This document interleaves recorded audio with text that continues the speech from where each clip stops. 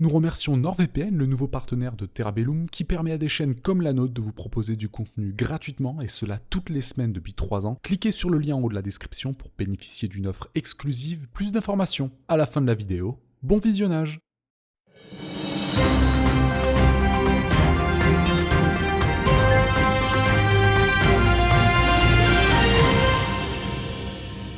La modernisation de la marine est en cours et cette dernière est audacieuse. Comme le démontrent les différents projets de programmation militaire de la dernière décennie, ces plans de modernisation de la défense sont formulés au fur et à mesure en fonction des facteurs et de pressions stratégiques, politiques et budgétaires auxquelles la France doit faire face sur tous les continents et océans du globe.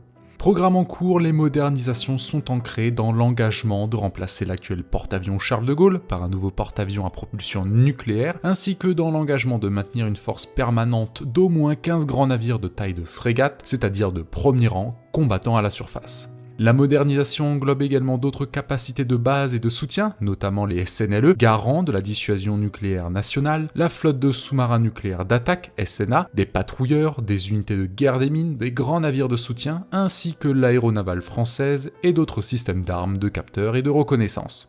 À partir de 2021, les principaux projets de modernisation comprennent les navires suivants. Tout d'abord, les capacités de surface et sous-marines de base. Un nouveau porte-avions à propulsion nucléaire a entré en service vers 2038. En 2018, le ministère de la Défense française a lancé une étude de 18 mois pour 40 millions d'euros pour le futur remplaçant du Charles. En décembre 2020, le président Emmanuel Macron a annoncé que la construction commencerait vers 2025, avec des essais en mer devant commencer vers 2036. Le porte-avions devrait avoir un déplacement d'environ 75 000 tonnes et transporter environ 32 chasseurs de nouvelle génération et 2 à 3 Advanced Hawkeyes et un nombre indéterminé de véhicules aériens sans pilote. C'est aussi 4 sous-marins nucléaires lanceurs d'engins, SNLE de 3e génération. Des études ont été lancées en 2017 sur la construction d'une nouvelle classe de SNLE pour renouveler la dissuasion nucléaire nationale dans les années 2030. Les plans actuels prévoient le début de la construction vers 2023 avec le premier nouveau SNLE entrant en service entre 2033 et 2035. Les livraisons des 3 navires devraient avoir lieu par la suite à des intervalles de 5 ans. 6 sous-marins nucléaires d'attaque de classe Barracuda vont faire leur entrée. Le contrat pour les 3 premiers de ces sous-marins a été signé en 2006, la construction du premier bateau de la classe a également commencé en 2006 et a été mise en service en 2020. Les bateaux supplémentaires de la classe entreront en service dans les années 2020, le 6e sous-marin devant entrer en service en 2030. À noter que des retards ont déjà été pris par l'industriel, ce qui devrait retarder la prise effective du service des sous-marins de la classe. 8 frégates multimissions FREM, 8 navires ont été commandés donc dans le cadre de la loi de programmation de défense 2003-2008 et 3 autres étaient prévus. 2 navires sont optimisés pour la guerre anti-aérienne pour remplacer 2 frégates de défense aérienne de classe Horizon qui ont été annulées. La construction du premier navire de cette classe a commencé en 2007 et il a été mis en service en 2012. En 2015, la commande a été réduite à 8 afin de permettre l'achat de 5 frégates de défense et d'intervention, FDI, dont la livraison est prévue elle à partir de 2024. En 2021, 7 navires sont en service, un dernier navire devant suivre en 2022.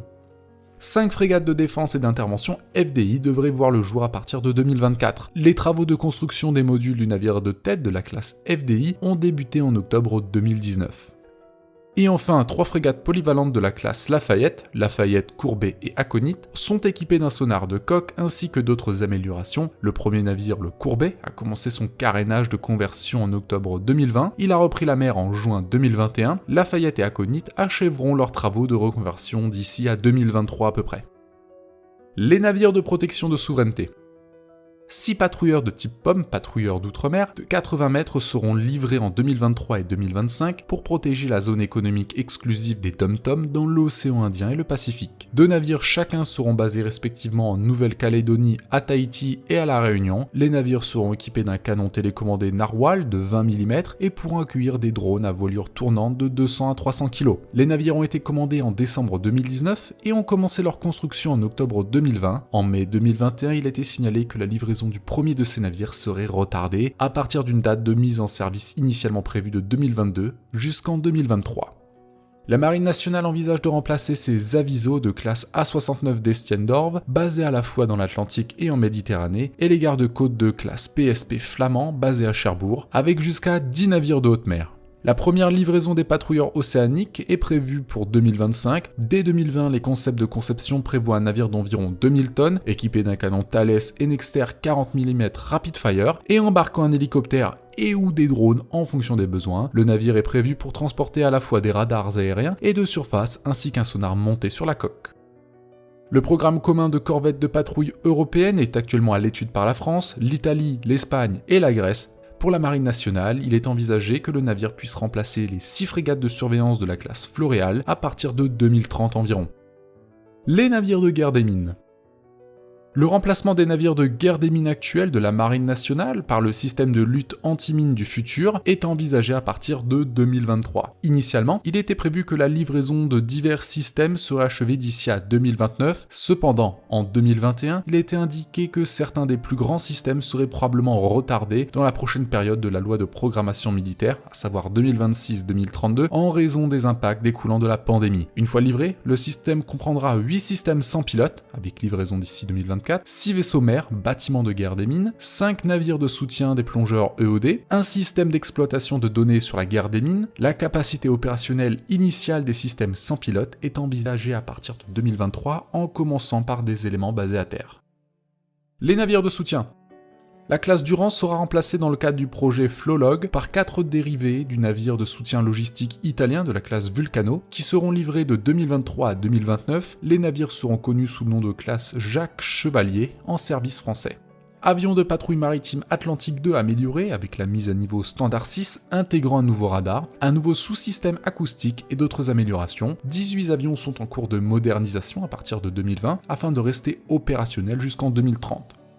3 des avions améliorés ont été livrés à la mi-2020 et le système a été déclaré avoir atteint la capacité opérationnelle initiale en décembre 2020. La pleine capacité opérationnelle a été atteinte en 2021 lorsque le 5e des avions améliorés a été livré. Les mises à niveau des appareils restants de la flotte doivent se poursuivre jusqu'en 2024. Pour conclure, comme énoncé dans nos précédentes vidéos, la marine est un vecteur important de la puissance d'une nation, et cela à travers toute l'histoire de la Rome antique à l'hyperpuissance états-unienne et ses carrier groups à travers les océans du globe. Les nouvelles puissances maritimes comme la Chine et l'Inde ont compris qu'une flotte moderne était nécessaire pour asseoir leur puissance dans leurs sphères d'influence respectives. La France, avec ses ambitions post-2030, à savoir la continuité de la dissuasion nucléaire, sa volonté du maintien de la souveraineté territoriale, aussi bien en Atlantique qu'en Méditerranée ou encore dans le Pacifique, fait que cette dernière doit augmenter considérablement son budget de sa composante navale afin de faire face à des défis sans cesse plus nombreux.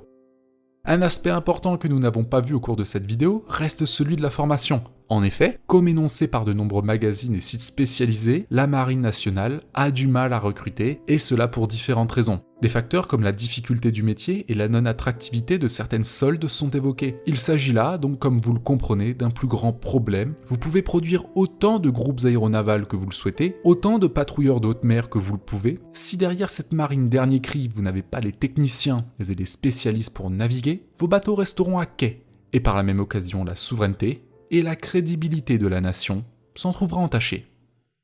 Nous remercions NordVPN pour nous soutenir dans notre travail malgré des thématiques parfois délicates. Aujourd'hui, que nous soyons en France ou à l'étranger, notre connexion internet est une porte ouverte sur notre vie privée. Notre data est constamment utilisée et analysée et il est donc important de sécuriser nos connexions. C'est ce que nous permet NordVPN, un abonnement vous offre un accès sur 6 appareils différents. Dans mon cas, je l'utilise sur mon PC fixe, ma tablette et mon smartphone, et je dois dire que j'en abuse souvent lors de mes déplacements, par exemple quand je dois utiliser des réseaux publics. Au-delà de la confidentialité et de la sécurité, NordVPN vous permet aussi d'accéder à du contenu disponible uniquement dans certains pays.